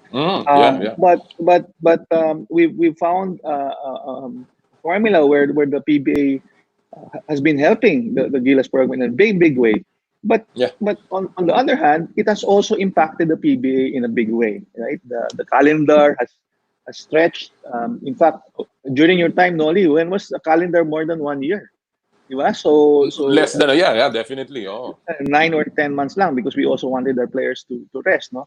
But because of the support of the PBA, for example, in 2019, because there was SEA Games and there was the World Cup, the PBA, as you know, ended January this year for season 44, right? Because the PBA had to give space to the calendar of FIBA, no? And I'm very grateful for that. But at the same time, I think we have to be fair to the PBA to not disrupt it in a big way like that. No? That's why we created this program where, as you said, we have collegiate players that we're developing, and at some point, we want to organize them and train them together for a long time, understand the system.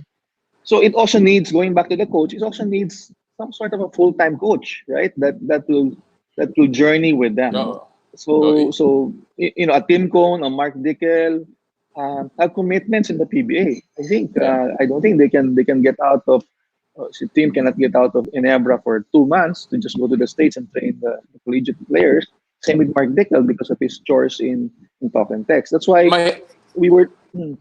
Go ahead. Well, mahirap talaga yung balancing act na ginagawa ninyo sa SBP. It's at the same time also with the PBA dahil iba yung pangangailangan ng national team, iba rin naman pangangailangan ng PBA. And obviously even keeping a national team together, and we tried that as a program that was started back by MVP back in 2007. So, all of that ngayon nagiging hybrid, it's evolving, and it's a terrific program that you have started and you're continuing. Thank you. We're running a little bit out of time here, but let me ask you just as a parting shot here, your reaction kay Kai Sotto, and of course the role that you see him playing with the national team. Well, Kai obviously is the future of Philippine basketball. No? I think I've said that in the past. For a 18-year-old now, he just celebrated his birthday. And happy birthday, Kai. 7'2".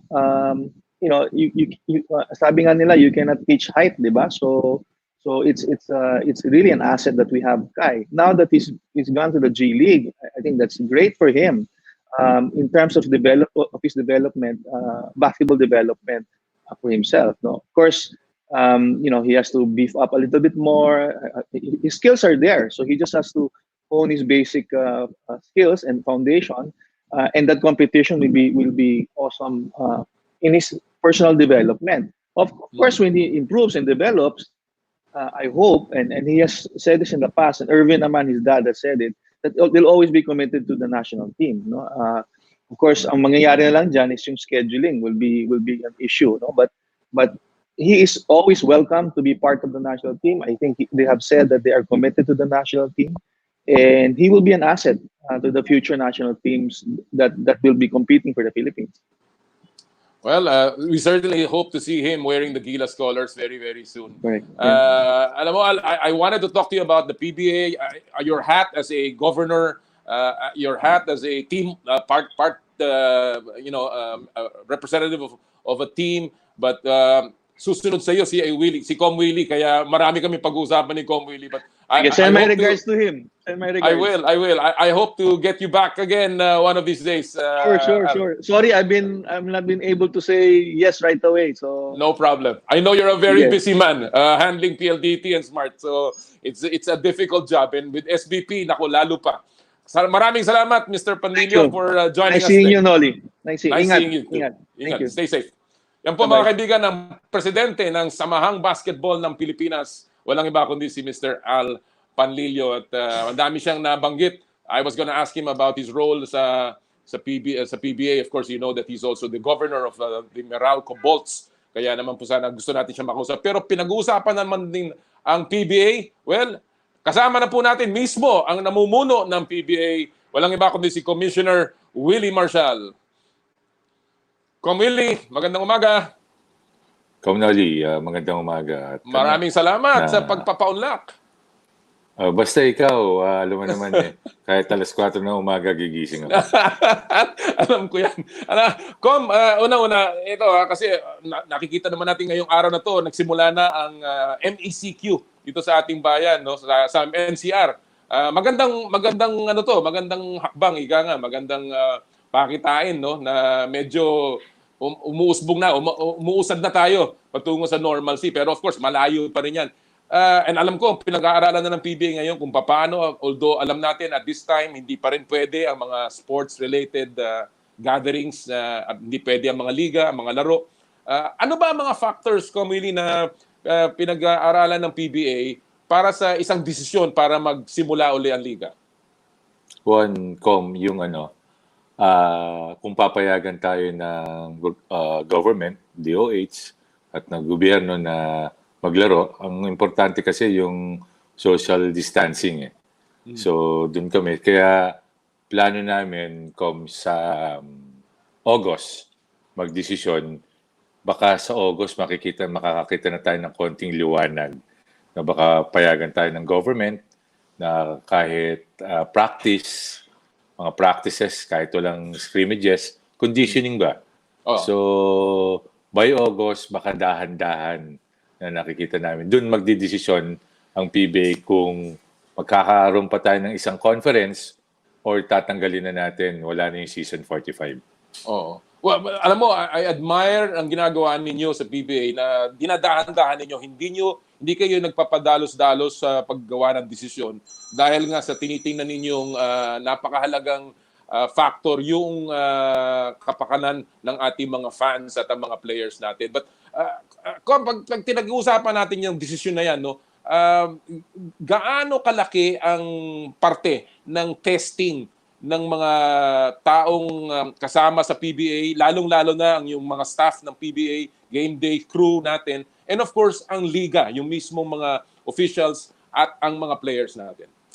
Malaking bagay yun, yun ang pinakaunang-unang dapat natin gawin.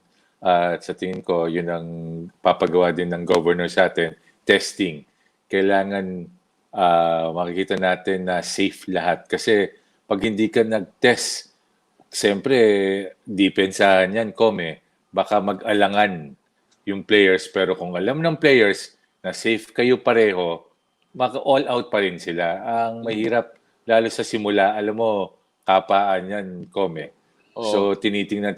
Pero pag sinabi mo, safe lahat tayo, kahit ikaw naman talagang all out ka na maglaro at trabaho talaga yun.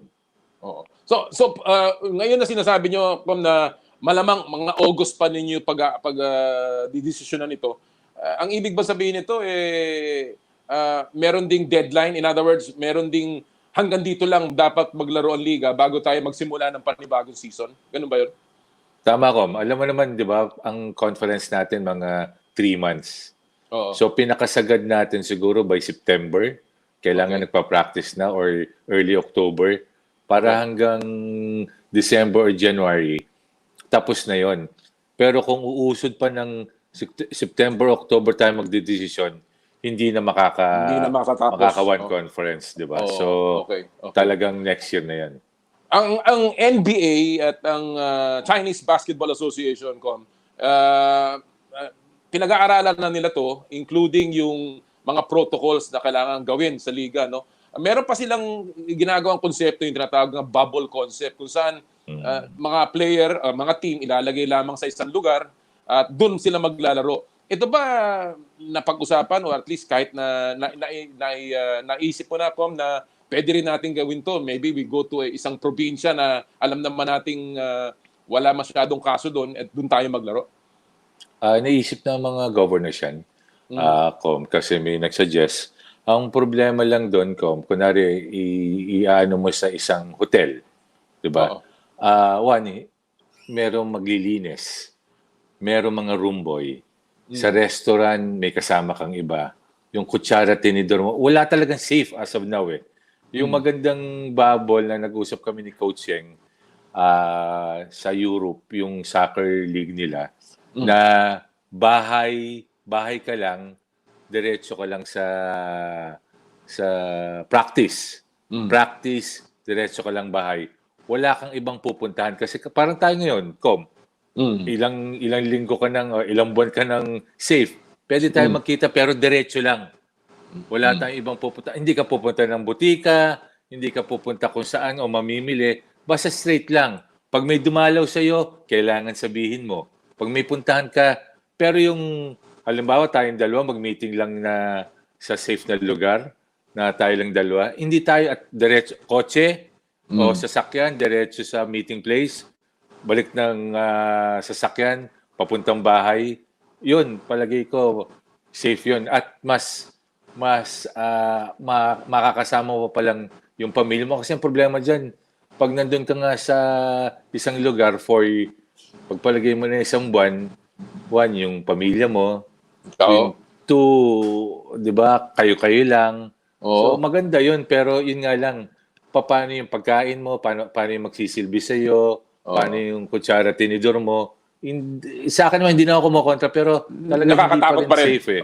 Nakakatakot pa rin. In other words, at saka yun, napakamahal. I'm sure, kanina nga pinag-usapan namin yung isa nating guest na napakamahal yung konseptong yun because ang dami mong kailangang ayusin, very controlled yung environment mo at kailangan kokonti lang talaga yung essential lang na mga tao ang kasama. But talking about yung cost, no, WIllie, alam natin na ngayon dahil hindi naglalaro ang PBA, ang laki ng gastos na nawawala, ang revenue na nawawala at gastos pa rin, no? Just give us an idea, WIllie, how much is the PBA losing at this time? Kasi alam natin, hindi naman kayo nagpapabaya sa inyong mga personnel. Yun nga, dire-diretso pa rin yung paano natin sa mga staffs, sa mga referees, sa mga tables, sa mga game day, pati yung mga teams natin, sa mga players nila.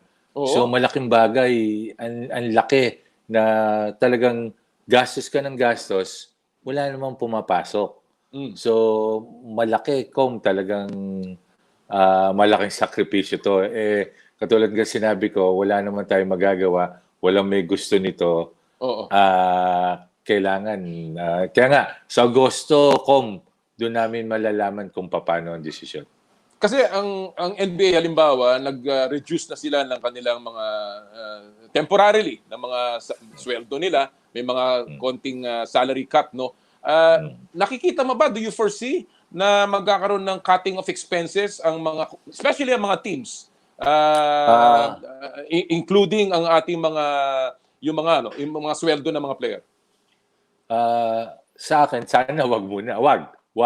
Pero pagdating ng August, kunyari wala ng liga, wala ng 45th season. So siguro malamang doon mag-uusap, doon kung anong dapat, kung anong nararapat, at siguro kailangan makausap din ng mga players. Ikaw ba, Willie, kahit pa paano, naisip mo, I mean, bakit sa'yo napunta? Di ba? I mean, tagal mo sa PBA, you've been there since the 90s, in the 80s. All of a sudden, itong once in a lifetime na pangyayaring pandemic, sa'yo pa napunta. Personal na pananaw mo dyan, WIllie? Sabi nga ni Gov. Al Francis, sabi niya, ikaw lang ang commissioner na nagkaganto. So, talaga kahit kailan, hindi naman natigil ang PBA. Pero nung araw na ontik na nga bumaba ng 6 na teams, pero nagdire-diretso pa eh. Tinatanong ako ng mga media kung may naranasan akong ganito. Wala eh. Talagang ako napag-abutan, pero yun nga, di ba? Kailangan natin saluhin to. Kailangan gawan ng kung anong dapat gawin.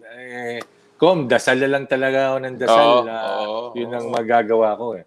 But with the new normal coming up, WIllie, assuming wala pa tayong vaccine, anong nakikita mong itsura ng PBA pag nagsimula? If ever magsimula, anong klase mga protocol? Alam natin may travel restrictions, so obviously maapektuhan pati ang pagpasok ng import, pati ang out-of-town games. Anong nakikita mong parang itsura ng PBA pag bumalik ito, assuming na makabalik? Yun nga, meron kami na protocol sa PBA. Gumawa na kami mga protocols na At ang GAB, may binigay na din mga protocol sa mga venues na mga 2 seats apart, mask, alcohol. Kami may may sa mga dugouts, kailangan malinis bago pumasok, na-sprayan na sila, pati yung mga gamit bago pumasok, may mat sa floor para sa sapatos, meron mga security, may sinasabi nga ako na lahat ng first row, ng buong section, walang uupo. May mga ganung protocols kami. At talagang, yun nga, sa kukuhanin yung temperatures mo. Oo. So, May disinfectant madami. yan. Oo, Tapos napakarami. kung yun nga, kailangan may test kits bago magsimula. Well, kung gano'n na mangyayari, sabi mo nga, hindi lang mawawala ng revenue dahil siyempre, pag ginawa mong 2 seats apart, edi yung venue, lalo pang kumonte ang pwedeng pumasok. So, talagang magbabawas tayo dito ng revenue and of course, lalaki pa ang gastos dahil ang dami mong kailangang idagdag na mga testing and et cetera. So, it's a big challenge para sa PBA. Willie, kanina kausap ko si SBP President Al Panlilio. Of course, nakangamo siya sa sayo. And alam ko magkakasama naman kayo talaga. But eto lang isang tanong. I remember nung tayo ay nasa Tokushima back in 2007, nakakuha ako ng tawag mula kay Fred Uytengsu. Nasabi niya, ano ka ba, commissioner ng PBA o secretary general ng SBP? So parang ang ibig niya sabihin, iba ang role ng PBA commissioner sa nagpapatakbo ng SBP. But with the cooperation, napakaganda ng ginagawa ng PBA ngayon. Although siguro masasabi rin natin nakakaapekto ito kahit papano sa entertainment value ng PBA. Kasi siyempre kahit papano patigil-tigil ka. Is this something na naiisip mo and are you looking at parang paano ba natin mababalanse ito na mas mabuti pa? Simula, basta sinasabi ko nga ito na naman tayo, para sa bansa. Pero sa Gilas, talaga nung pumasok ako, naging commissioner, sa akin na pinangako ko sa sarili ko na talagang all-out support sa Gilas ko. Nung kailangan ng Gilas, players, buti na pagbigyan tayo ng mga governors at owners na kahit sino, pati scheduling. Yun ang sa akin. Parang sa akin, ito yung balik ko sa malaking binigay sa akin ng basketball. Ito yung balik ko, sakripisyo na para sa basketball din na yun nga, all-out support. Talagang makikita mo naman, na naapektuhan yung liga, schedulings, yung mga players, yung players na hindi naglalaro. Yun nga parang tawag sa iyo ng bansa na magsilbi. So, yun ang sa akin. Yun ang pananaw ko, na kaya all-out support ako sa SBP. Tapos, nandiyan pa si Chairman Ricky at si MVP na malalapit sa atin. So, talagang wala akong problema. Pati yung mga governors, walang problema sa SBP. Alright, well, alam ko mahirap yung trabaho yan at talaga naman kailangan mong balansehin yung interest ng liga, ng PBA, and of course, ang interest ng national team. Willie, before I let you go, nakita natin si Kai Sotto ngayon is part of the NBA G League. Reaction mo lamang sa pagpasok ni Kai Sotto sa G League, and of course, ano ba ang final decision ng PBA with respect to mga players na gustong maging Kai Sotto na umiiwas muna sa PBA draft at gusto mo nang hanapin yung ibang pathway patungo sa kanilang pangarap? One, natutuwa ako. Talagang tuwan-tuwa ako kay Kai. Nakapasok sa G League na malaking bagay yon. Na baka pwede din mag-NBA at malamang maging NBA players.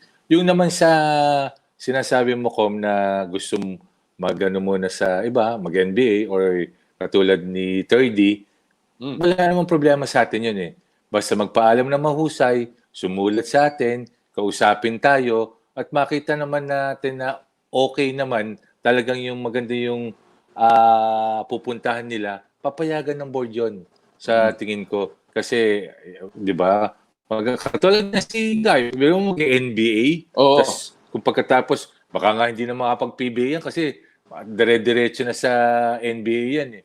So, pag nakita mo naman board na maganda at totoo naman, hindi katulad, kasi ang iniiwasan natin, alam mo naman yun eh, na baka namimili ng team, ayaw pumasok, yun lang naman eh. Bukod naman dun, hindi. Pero kung talaga namang meron siyang direksyon, talagang katulad na sinasabi ko kay Thirdy, kung meron kang kontrata, talagang meron, ipipresent ko sa board na tama naman eh, para naman sa iyo yan eh. Ipipresent ko sa board, maintindihan ng board natin yun.